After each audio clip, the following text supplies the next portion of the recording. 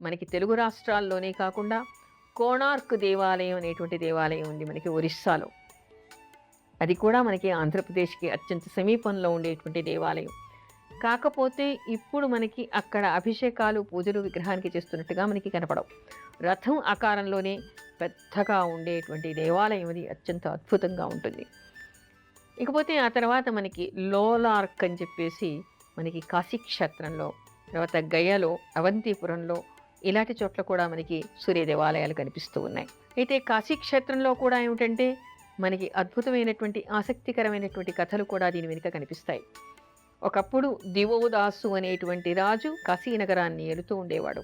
అప్పుడు ఈశ్వర ఆజ్ఞ వలన సూర్య భగవానుడే దివోదాసును పరీక్ష చేయడం కోసం అని చెప్పేసి వచ్చాట. ఆయన ఎక్కడైనా అధర్మం ఉందేమో చూద్దామని చెప్పేసి అతని పరిపాలనకి అబ్బురపడి అక్కడే స్థిర నివాసం ఏర్పరచుకోవడానికి ద్వాదశాదిత్యులు అక్కడే వెలిసారుట.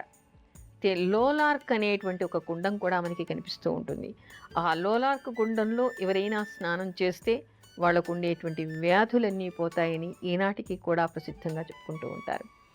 కాశీక్షేత్రానికి వెళ్ళినటువంటి వాళ్ళు ఎవరికైనా ఇలా వ్యాధి నివారణ కావాలి అనుకుంటే విశ్వేశ్వర దర్శనం చేసుకోవడం, ఆ తర్వాత లోలార్క్ కుండంలో స్నానం చేసి రావటం వలన వాళ్ళకు ఉండేటువంటి వ్యాధులన్నీ నివారణ జరుగుతాయి అనేటువంటి విషయాన్ని కూడా చెప్తారు. అయితే నా దృష్టికి రానటువంటివి, ఇంకా కొత్తగా వెలిసినటువంటివి, పుస్తకాల్లో దాకా ఇన్ఫర్మేషన్ రానటువంటి అనేక దేవాలయాలు కూడా ఉండి ఉండవచ్చు.